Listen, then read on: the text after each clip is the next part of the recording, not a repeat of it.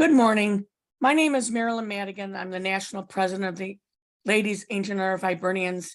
And it's my honor and privilege to present today's webinar on embracing our heritage, remembering the remarkable women of the Ancient Order of Hibernians. At this time, because our organization is not made up of one individual, but many women throughout our history, I will be turning off my video. Let us go back in time and reflect on our beginnings and our accomplishments over the past 128 years.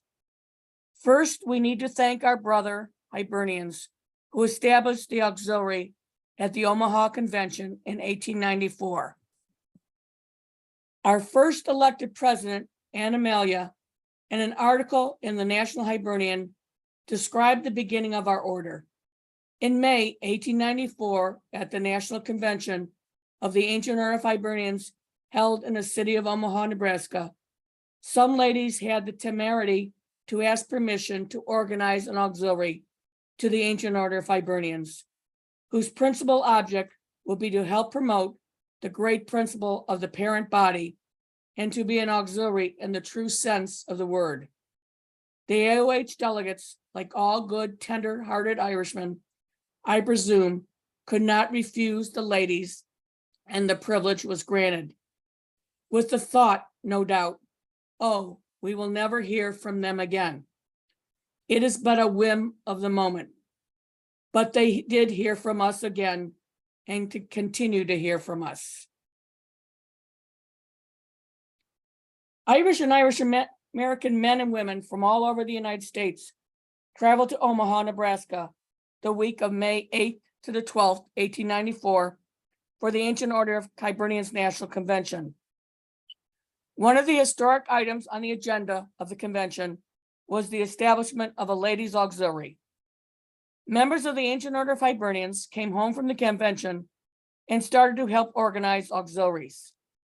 As documented in the Irish Standard in August 1894, one of the first auxiliaries was established in Hennepin County, Minnesota. During the first few years, the ladies' auxiliary grew quickly. From 1894, the auxiliary on the national level was under the leadership of the National Vice President of the LAOH. In 1902, an advisory board of members of the ladies' auxiliary was formed. The members of the advisory board consisted of the president, Mary Quinn, who is featured in the top of this screen. The vice president was Catherine Sheridan of Massachusetts. Secretary was Anne Amelia of Pennsylvania. Again, in 1904, the advisory boards were President Mary Quinn, Vice President Rose Keating of Maryland, and Secretary Catherine Sheridan of Massachusetts. At the convention held in Detroit, Michigan, the auxiliary left no doubt of its earnestness, and by perseverance of its representatives, succeeded in having a national organization effected. One of our first accomplishments was the establishment of the Trinity College Scholarship. Trinity College was the first Catholic women's college. The idea of its Trinity College Scholarship was Mary E. Halloran, a past state president from Detroit, Michigan. And the 1902 delegation approved the endeavor. The ladies collected $10,000 for this scholarship, even before they had a national treasury. Upon the presentation of the $10,000 to the college, Archbishop Farley stated, "We have here today, in the presence of so many Irish American mothers, sisters, and daughters, filled with the same old love of learning, which has never forsaken the Irish heart. May this day, to you ladies of the auxiliary, be a memorable one in your lives. May the thought of it and the part you played long remain in the hearts of your children and your children's children. And may they point in future days with pride that you were the first to recognize the magnificent work which is being done by the sisters in charge of Trinity College. Just imagine all the women who received a college education because of the efforts of our early members and the contributions they have made to our country. In August 15th, 1906, the issue of the National Hibernian, it was stated that the convention of the Ladies Auxiliary was just as much a success, taking material things into consideration, as that of the men's order itself. It may not have been attended with all the parliamentary knowledge of the latter, nor with the flow of oratory or fervent appeals, which generally distinguished the men's gathering, but its business was in a manner that reflected the highest credit to our women and provided them the genius and ability necessary for the management of their own affairs.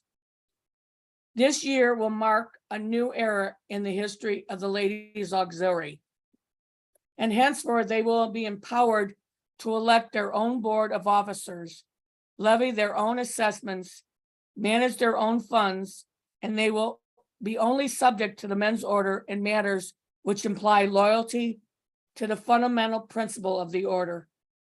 In all else, they will possess home rule.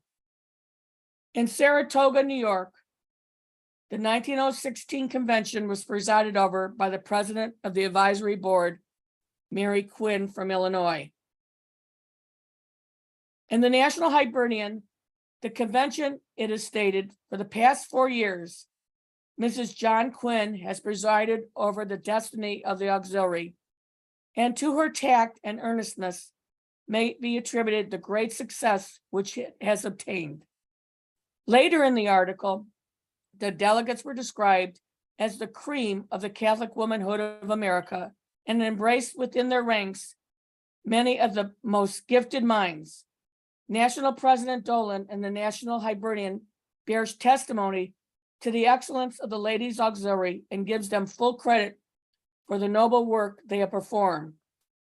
He goes on to say, we believe the Irish American women of this country are realizing the great advantages of membership in an organization of this character, and that the Ladies Auxiliary is destined to become the greatest fraternal society of Catholic women on this continent.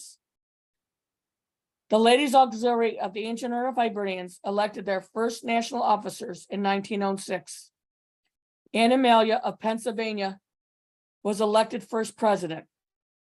In her address, she stated, esteemed national chaplain, retiring national president of the advisory board, and sisters. It is with feelings of great pride and great hesitation that I accept this very honorable office conferred on me. Receiving it at your hands without any solicitation on my part shows the confidence you place in me. When the members of the National Advisory Board, of which I had the honor of being secretary, asked the National Board of the LAOH for more freedom in matters pertaining to our auxiliary, and that we might have the handling of our own finances, we were told that we would never be granted that request. For if we were, we would be out of business in 2 years.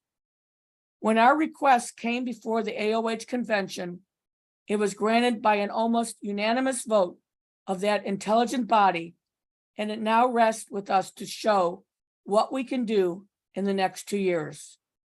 With my able sisters, there is no doubt but that we can manage the Ladies Auxiliary affairs to the satisfaction of our brothers and the auxiliary. This is one of the proudest moments of my life, dear sisters, and no woman is prouder of her position today than I. For the position of national president of such a noble Irish Catholic organization is an honorable one. I thank you for placing me at the head of your friendship. Mary McCarthy of Massachusetts was elected vice president. Louise DeRoss was elected secretary. Mary Daly of Minnesota was elected treasurer. In 1908, the office of Irish historian was added. Ellen Ryan Jolly of Rhode Island served as the first historian. Some of the first resolutions passed by the Ladies Auxiliary of the Ancient Order of Hibernians focused on our Catholic religion, our Irish culture and history. And the resolutions, the celebration of the Feast of St. Bridget was addressed along with remembering our deceased members. The decade from 1910 to 1920 was a very troubling time for the world. The Easter Rising, World War I, and the movement to obtain the votes for women. Our order was blessed with wonderful leadership during this period. Ellen Ryan Jolly of Rhode Island, 1912 to 1916. Mary McWhorter of Illinois from 1916 to 1921. And Adele Christie of Ohio from 1921 to 1925. All of these women were very proud of their Irish and Irish American history. Jolly, McWhorter, and Christie were very committed to the establishment of an Irish Republic. On December 12th, 1918, as past president of the Ladies Auxiliary, along with the president of the LAOH, President Mary McWhorter, and future President Del Christie, they addressed a hearing on the Committee of Foreign Affairs on the Irish question. Many Irish representatives spoke before the Congressional Committee to encourage the passage of Resolution 357 to present the right of Ireland to freedom, independence, and self-determination at the International Peace Conference. Only 5 women were invited to address the Congressional Committee. Of those 5, 3 were leaders in the LAOH. Women did not even have the right to vote yet, but members of our order were addressing a congressional committee. Here are quotes from these leaders addressing the Congressional Committee on the Irish question. Past President Ellen Ryan Jolly, we are here in liberty's name. We are here to ask the Congress of the United States to pass a resolution whose purpose is to permit Ireland, the oldest of the nations, to light the torch of Irish national independence. For 700 years, the Irish people have been subjected to grievous wrongs, but now we may entertain the hope that the day of their deliverance is not from distance. The resolution before you provide that self-determination shall be given to the people of Ireland, that they shall firmly and for all time decide for themselves the system of government under which they shall live. I am confident that this honorable committee will report a resolution at the peace conference on the soil of France, representing the various nations of the world, will be apprised of the widespread conviction in America that the doctrine of self-determination shall be applied to the settlement of the Irish question. President Mary McWhorter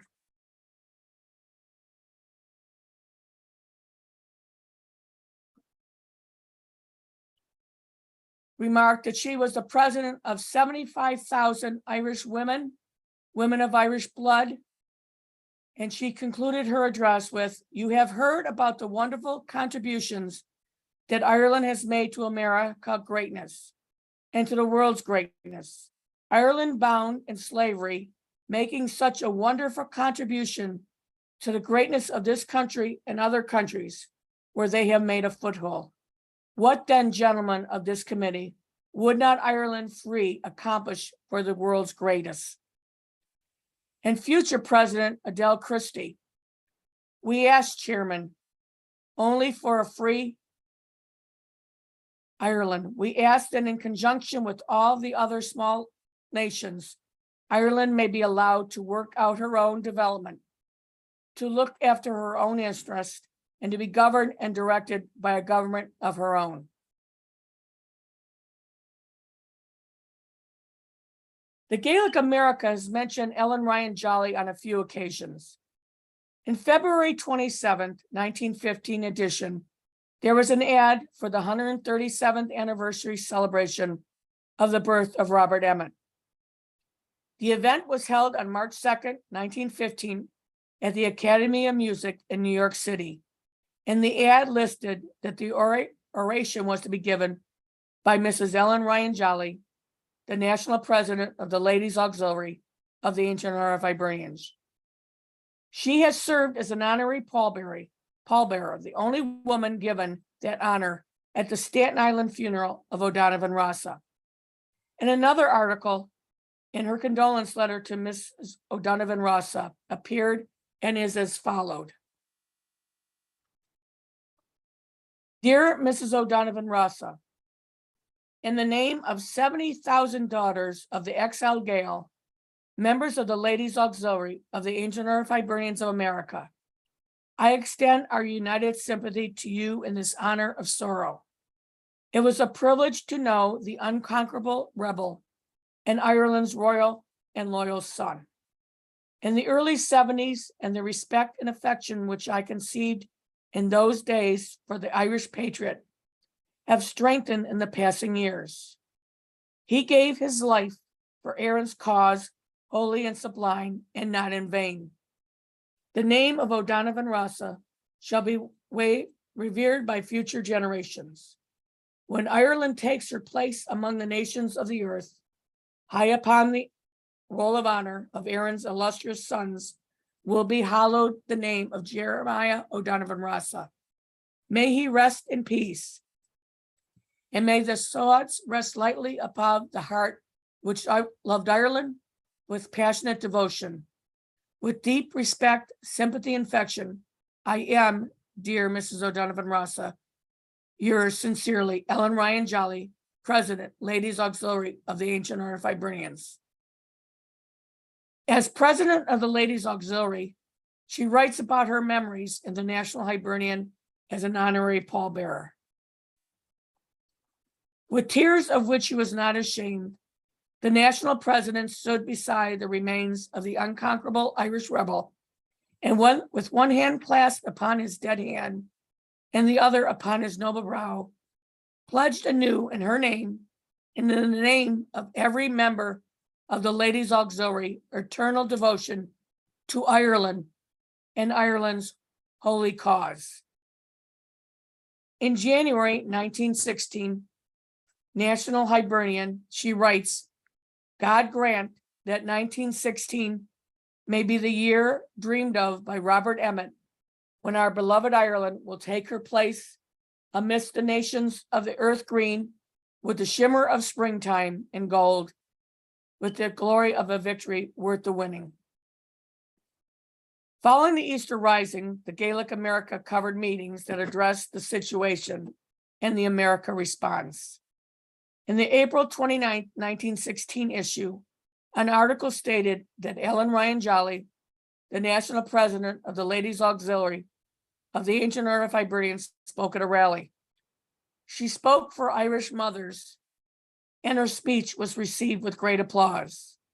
A quote from her speech: England, I hate her day and night, whether it's by revolution or by the howitzers of the Germans. I don't care which. I hope to see her defeated. We mothers haven't forgotten Wexford. We haven't forgotten the Boyne. And I, for one, will never sing God Save the King. And I choked a son of mine who would ever attempt to sing that song. Providence, Rhode Island held two great meetings with speeches from prominent men addressing their horror at England's savage acts and the condemnation of the murder of the leaders of the Easter Rising. Jolly was the lone female voice at the meetings.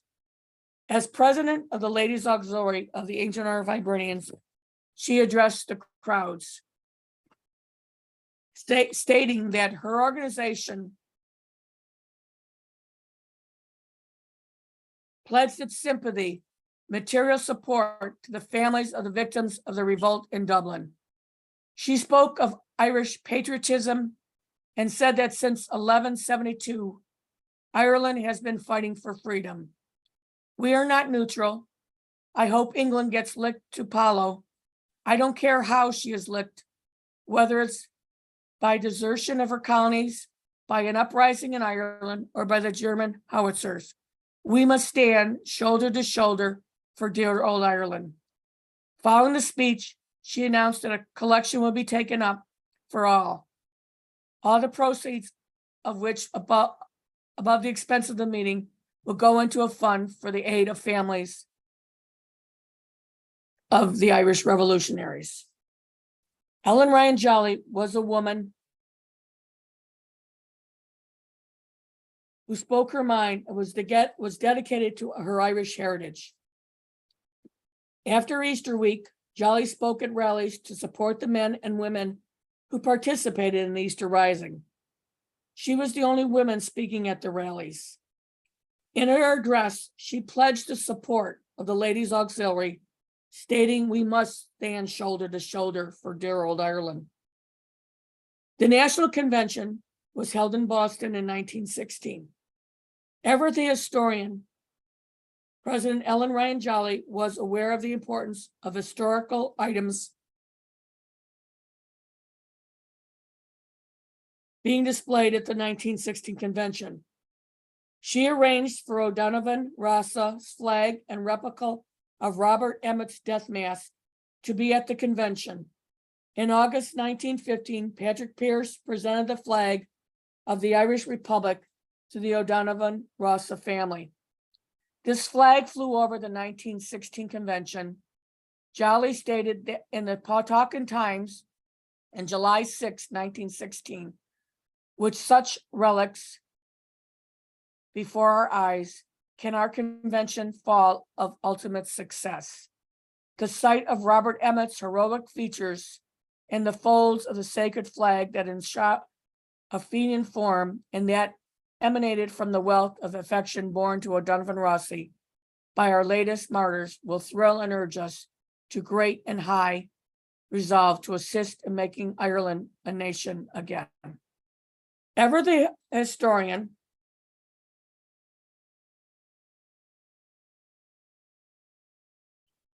she was invited to address the American Irish Historical Society on the Irish element, which highlighted the Irish contributions to America. In concluding that address, she stated, I will close by expressing the wish of every true Irish-hearted, God save Ireland and God bless the United States. Jolly had a true Irish heart, and in her letter in May 1915 edition of the National Hibernian, she writes, the dreams of the Hibernians of early days may be realized. They dreamed and hoped for an independent Ireland. We shall hope for no less. By unity, friendship, and Christian charity, we may win that which to the faint-hearted may seem impossible. The privilege of celebrating, and very soon, a St. Patrick's Day upon the holy soul of an independent Ireland.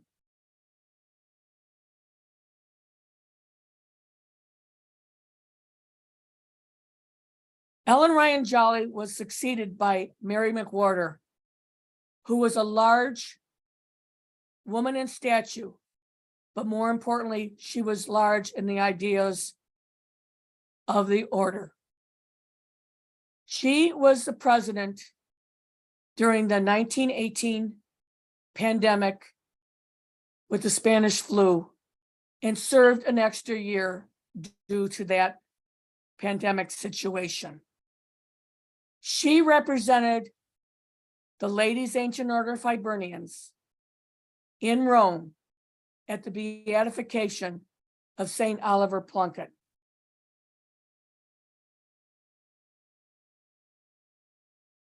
She was also the leader who looked at us of how we could help one another by starting an insurance fund. The insurance fund is no longer with us, but it showed that our leadership was always concerned about the welfare of our individual members.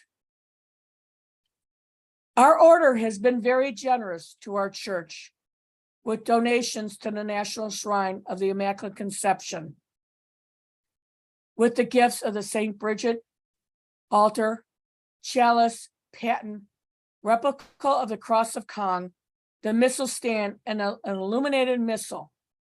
During the World War I, donations were collected to supply the chaplains and our mass kits. Mary T. Horan from Pittsburgh succeeded Adele Christie of Cleveland, Ohio, and she was the one that was able to present the check to the shrine from the women of the Ladies' Ancient Order of Hibernians. In this photo are some of our donations. In the center is the altar dedicated to our patron, Saint Bridget. The chalice is a replica of a chalice in Ireland, and it was donated in memory of the sisters that served as the nuns on the battlefield. There is the bishop's crozier, which has the symbol of the cross of Caen. Jolly never lost the goals of our organization. She was the first woman to receive an honorary degree from the University of Notre Dame. In 1930, William Hickey, the Bishop of the Diocese of Providence, Rhode Island, presented the Papal Cross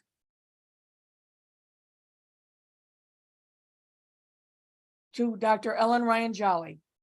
In the Providence Visitor, January 10th, Dr. Jolly was cited by Bishop Hickey as distinguished among women as a constant teacher and loyal exemplar of high Christian virtue, exponent and promoter of every noble cause, inspired the loftiest ideas of Catholic womanhood and American citizenship, friend of the poor and destitute, enamored of the cloistered servants of Jesus Christ and religion, devoted patron of the virgin brides of our Lord, who placed their lives and their service upon the altars of patriotism in the hour of strife, and author who immortalized their names and their sacrifice in imperishable form, both by printed word and by durable stone and bronze in the center of our national capital.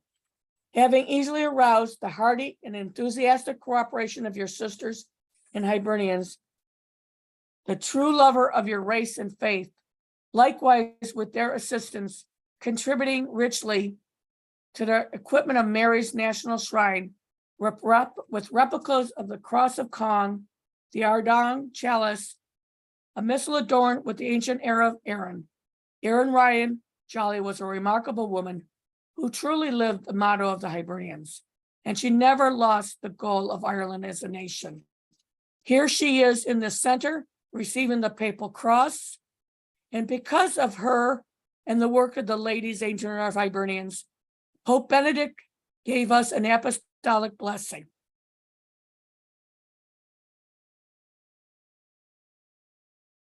Ellen Ryan Jolly was dedicated to promoting Irish and Irish American history. She served as the first chair of Irish Catholic history, or Irish history, from 1908 to 1912. She was elected national president in 1912 and served for 4 years, including, as I stated earlier, the period of the Easter Rising. During her term, the Irish History Contest was started along with the project of the Nuns of the Battlefield to remember the sisters from 12 different orders who nursed the wounded and dying during the American Civil War. The Nuns of the Battlefield project took 10 years to complete. The membership was behind this monument and worked hard in collecting donations and working with Congress to find a suitable place for the monument. On Saturday, September 20th, 1924, the monument was dedicated on a day when designated Sister Day, the first time ever that the United States honored Catholic sisters. The event was attended by both religious and government dignitaries. This monument is across the street from St. Matthew's Cathedral in Washington, D.C. Here is the monument. Here is the bronze depicting the 12 orders of nuns. Unfortunately, you have to go to the back of the monument to see that we are responsible. Hopefully that'll be changing when we rededicate the monument at its centennial in 2024. We have to thank the sisters of the DC area. They always hold a remembrance.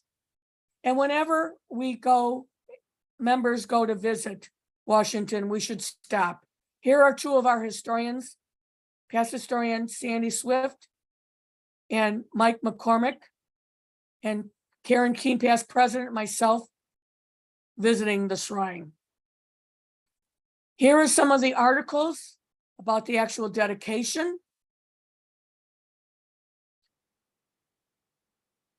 And Ellen Ryan Jolly did not just want to leave a monument.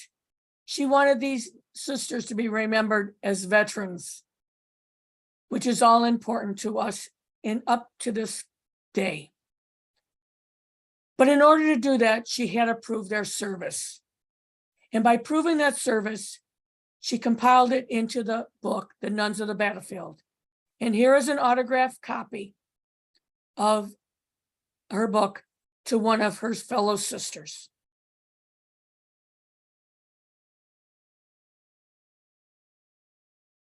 Bishop Galvin approached our order for assistance with the Columban missions in 1935. Our primary charity is the Columban Fathers and Sisters. Just think of all the missionaries we have helped with spreading the word of Christ. Our religious have always held a special place in our Irish heart. Our order has contributed to All Hallows Seminary in Ireland. And here we have a thank you from the Columbans for our service. And here is a past missions and charity, D. Ramp and Mary, D. Ramp Wallace and Mary Hogan, presenting our donations to Sister Corona and Father.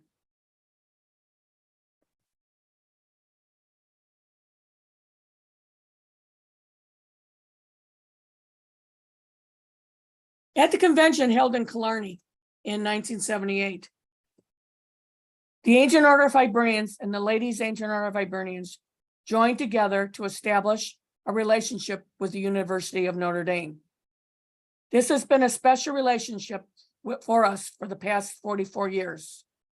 Funds collected by the AOH and LAOH have been donated to the Cushwa Center for the Study of American Catholicism and to the Hibernian Scholarship at Notre Dame. Each fall, the Hibernian leadership meets with the university to discuss how the funds have been used. We have to thank a past national president, Sally Murphy. She led the Hibernian Fund for many years. At the 2015 Hibernian Weekend, the AOH and LAOH was invited to meet Christopher Fox, the director of the Keogh Naughton Institute for Irish Studies. The Keogh Naughton Institute was responsible for the award-winning documentary 1916, The Irish Rebellion. The AOH and LAOH donated funds to assist in the gala world release of this documentary. And here are the women that represented our order at that gala. One of the most important relationships between the university and the Hibernians is with the Cushwa Center. The Cushwa Center administers the Hibernian Research Award and the annual Hibernian Lecture.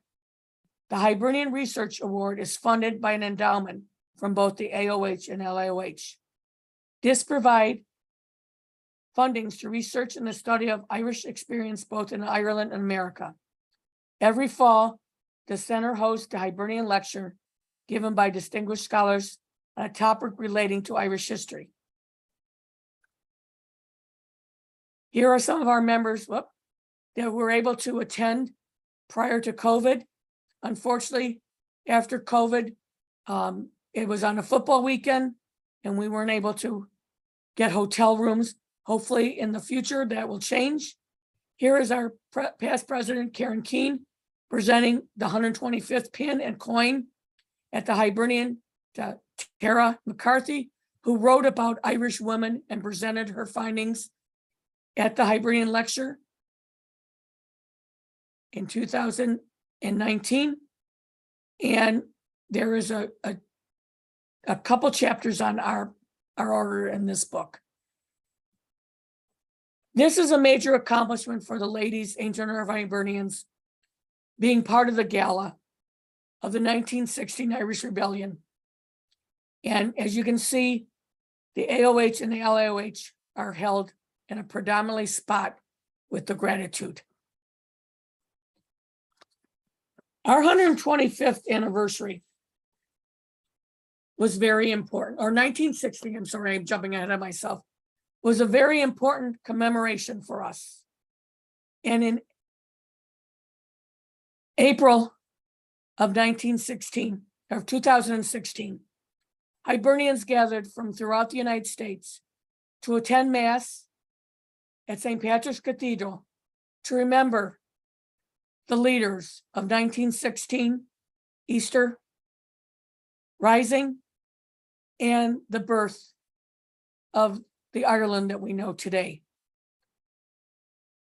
There was a short parade from the cathedral over to the Irish consulate, where an award ceremony was held with a proclamation read and speeches, which was a remarkable period in our history. Again, in our history, we had remarkable women. One of them was our President, Kathy Litton of Ohio. She succeeded Terry Callagher in 1994, immediately after us celebrating our centennial. In 1994, along with celebrating the centennial of the founding of the Ladies Ancient Order of Hibernians, it was also the 150th anniversary of Algadamor, the Great Irish Famine.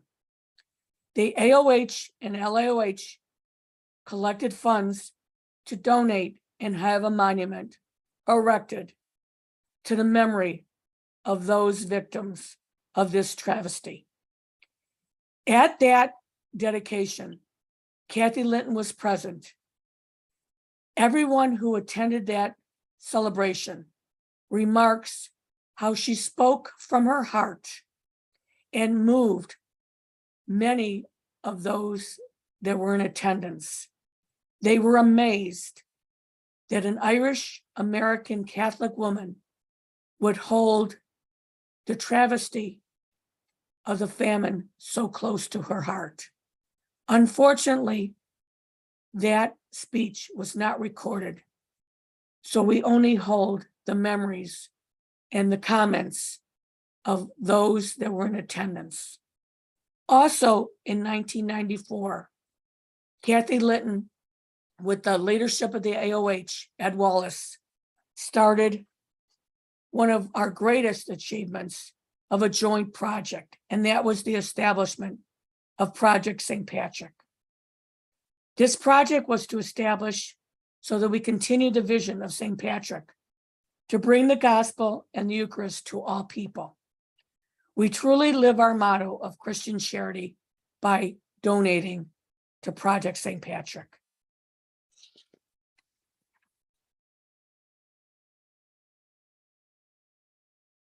The John F. Kennedy Memorial Medal is awarded to the AOH and LAOH national conventions to a Catholic of Irish birth or descent that were outstanding in his or her field of endeavor.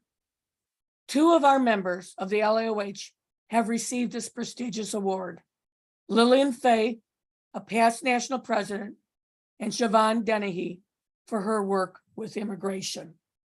We cannot thank those women enough for what they have done to promote our order and in their work with Irish issues. We have our own prestigious St. Bridget of Ireland Humanitarian Award that's bestowed at our national convention to a member of the Ladies Ancient Order of Hibernians in recognition of her extraordinary acts of humanitarianism. This award embodies the significant difference that the members of the Ladies Ancient Order of Hibernians make in the lives of others, their community, and church, furthering our motto of friendship, unity, and Christian charity. Here are some of our recent honorees: Kathleen Savage of Massachusetts, Aggie O'Leary and C.O. Leonard of New York, and Margaret McAuliffe of California. The visions to the LAOH were established as a vehicle where our young sisters can promote our ideals with our youthful enthusiasm and prepare them for future leadership in the LAOH. Our girls are truly a motto of what we represent. And I like to read a prayer that one of our juniors have composed. May the children of Ireland here today, by an example of the greatness that is on the way, may they grow in unity, friendship, and love, and be blessed with the Spirit of Lord up above. May they be blessed with imagination to do many good deeds. These girls are our future, the next generation to lead. We hope that we do justice as we lead your way, because the LAOH will be yours to take over one day. The pride that we feel for our juniors is strong. Their fresh new ideas are what we long. As we grow older and look at the years behind, the new generation of the LAOH is what we will find. A blessing is what we want to give to each of you, but the blessing is ours to have these juniors with their Irish smiles so true. This was written by LAOH of Division 3 in Allegheny County, Pennsylvania, Andre Simchek. And again, I'd like to point out our junior of the year, the work that she did. She could have been on the previous slide of St. Bridget's Humanitarian. These are our future. Work hard to promote our juniors, please. The next few slides are just a few slides to show the women who have led our order.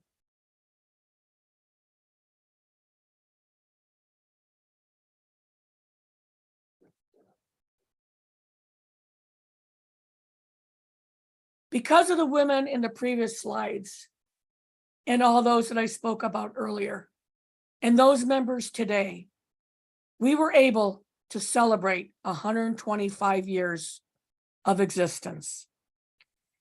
Here we were celebrating our anniversary on St. Patrick's Day and marching in the New York St. Patrick's Day parade. We had representatives from most of our states in this parade. What an honor it was to attend Mass on St. Patrick's Day and to march with the sisters of our organization, marching up Fifth Avenue. Our 125th anniversary celebration itself was very successful. We had women that came to Dearborn, Michigan.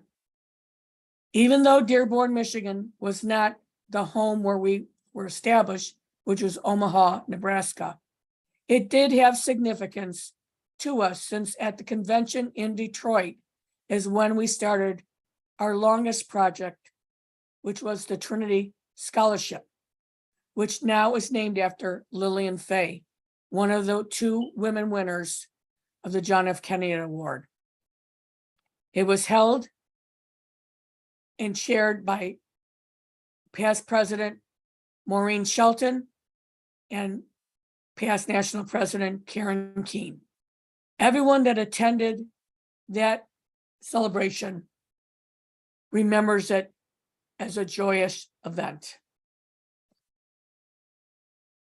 As the largest Irish Catholic women's organization in the United States, it's important for us to have a relationship with our embassies. And here are some images of us here in the United States, as well as in Ireland, meeting with ambassador staff. This is the most recent, where we were at our Freedom for All Ireland, where we had the privilege of meeting Claire Cronin, And to my knowledge, she is the second Irish American woman to serve as the American ambassador to Ireland, the first being Jean Kennedy Smith. We also created history with the first virtual convention in 2020. As I stated earlier, the convention in 1918 was postponed because of a pandemic. But in 2020, we were faced with the pandemic again of COVID. But we had the technology that we can conduct our business and move our order forward. So at that time, we need to thank our past national president, Carol Shire, because under her leadership, we were able to move forward, and to thank our president of the only virtual convention, hopefully ever, Karen Keene, who led us moving forward for the next 2 years in the virtual world and bringing us closer and closer together. One of the first offices that Karen started was the Veterans of Military Affairs. And we have Kathy Norton Doherty leading that. And I just like to recognize that last year was the 100th anniversary of the Tomb of the Unknown. And at first, we thought that we were going to be able to place a wreath at the Tomb of the Unknown in honor of our order. But when the government realized how many people that anniversary was touching, they opened up the tomb to anyone who could get a ticket to put a flower at the wreath themselves. But the next day, it was a great honor for our organization that Kathy represented us at the Women's Veterans Memorial, which is right outside Arlington Cemetery. And her work for women's veterans is remarkable. And I like to quote from one of the items on the slide. A veteran's strength is measured by the size of her heart. She is respectfully humble. She will stand with honor. She will fight with love. In the face of adversity and the for ones she loves, she will be a voice and a shield. She will be a beacon to light the way for the old. She will be greatly making way for the young. She is a sister, mother, and daughter. Kathy is reaching out to our members who are veterans. At this time, we believe we have around 60. We like to thank them all for their service. Yesterday was Veterans Day, and we honor the women and the men who served our order in our country to make us a free society. We also, as mothers and sisters of veterans, in our long history, starting in World War I, we collected funds and donated money to purchase mass kits so that our men and women on the front lines could receive the sacrifices of the Catholic Mass. So from 1914 on, we have held a special place for our women veterans in particular, and all veterans that represent our order. We also have a gold star pin. Unfortunately, we have one mother who received the pin. Now that member has reached her eternal reward, and she's with her son who was killed in battle. We are working on a blue star pin that will recognize the dedication and love that our members have given their children and their grandchildren to serve our country. Thank you all for that gift. Again, as we spoke earlier, the women of our order were always interested in the freedom of Ireland. In 1916, we addressed Congress. At the 1920 convention in San Francisco, the women were still united in their goal of having a united Ireland. So they went against the treaty of break from the men who at that convention accepted the treaty that was going to be put forth. But we are committed to freedom for all Ireland and seeing a united Ireland. I'd like to thank our current chair of Freedom for All Ireland, Dolores Desch. I've had the privilege to attend 2 trips in Ireland with her and see her dedication firsthand. Here we have the women that attended the Freedom for All Ireland in 2019, at the Grives Riley Corner, which was dedicated to women who dedicated their lives to help bring peace and justice to Northern Ireland. Here, the same women are meeting the mayor of Belfast, and in particular, in the background is Winnie Carney, a woman of Belfast, who was the right-hand person to James Connolly in 1916. Here we are attending a candlelight vigil at the 30th anniversary of Pat Finucane's death. With Dolores's help, we were able to have a conversation with Geraldine Finucane and her daughter and how they work to bring peace and justice to Northern Ireland. Here we are this year attending a symposium, and we cannot thank Sean Pender, Martin Galvin, or Dolores enough for coordinating this. And none of this could have been made possible without Mark Thompson and his wife, Andre Murphy. They are our friends in the north of Ireland and are here to assist us with many, many webinars that we have done. And again, this is the 25th anniversary of the Good Friday Agreement. To have peace of any sort or any type of a movement, women need to be at the table. And there were women at the table, and we're hoping to memorize them. But to recognize the 25th anniversary and also to raise funds to assist in helping for peace and justice issues to be brought to the forefront, we are having a commemorative pin, and you can contact Dolores for those. So thank you, Dolores, for that. We are proud of our history. And at the 125th, we commemorated our histories with a book. And here are some of the institutions that we were able to share our history with. Past President Karen Keane is presenting it to the Irish Embassy at the Virginia State Convention. Past President and veterans, past President Mary T. Leatham and Kathy Norton Doherty, the state historian of Pennsylvania, are presenting it to the Irish American Heritage Museum in Albany. And here I am with Keith Carney, presenting it to Christina Keneally of Quinnipiac University.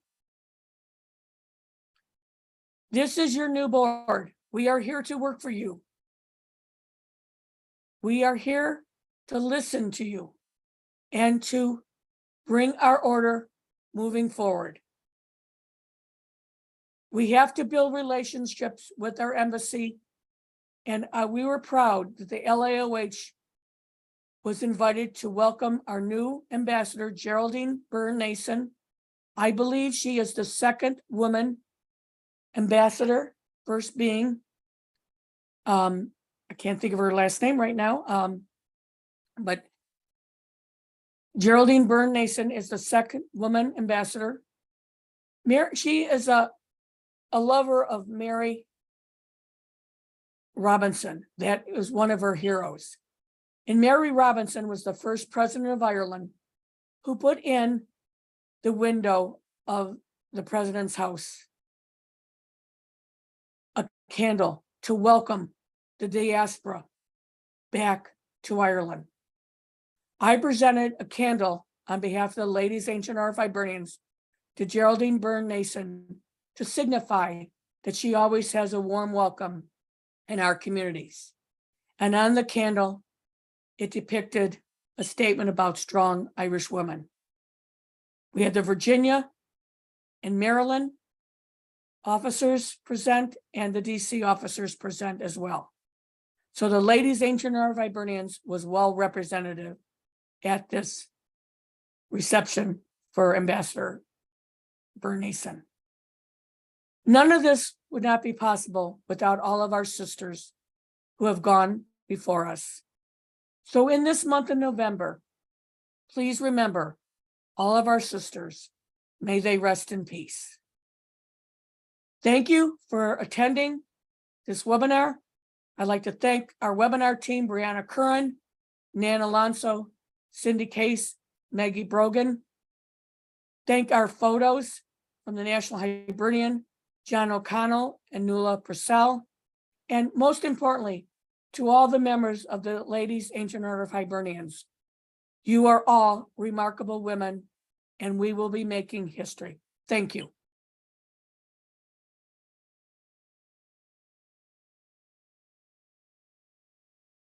At this time, I will ask Maggie if there's any questions.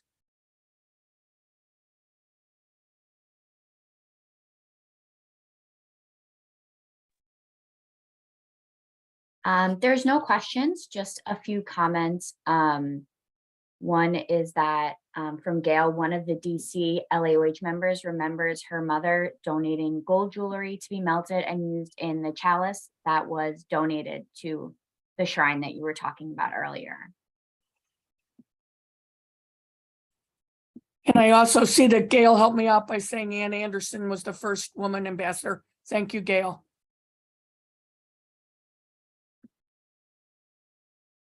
Yes, the video was taped and hopefully will be available on our YouTube soon.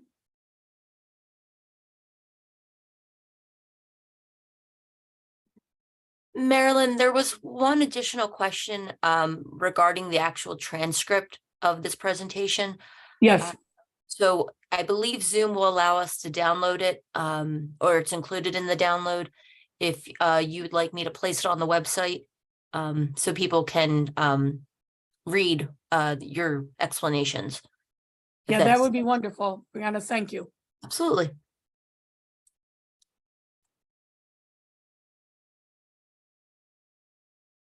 So again, I'm going to put the offer out there. This was made possible thanks to the Immigrant Support Program that we received from the Department of Foreign Affairs of the Irish government. Our webinars are embracing our heritage. This year will be on Irish and Irish American women. The first one was on our nuns of the battlefield. This one was on our remarkable women of our own. If you have any ideas, please email me or Brianna or any of the members of the webinar team. We are here to serve you, and thank you for your time on this Saturday morning. Thank you, and everyone have a wonderful day.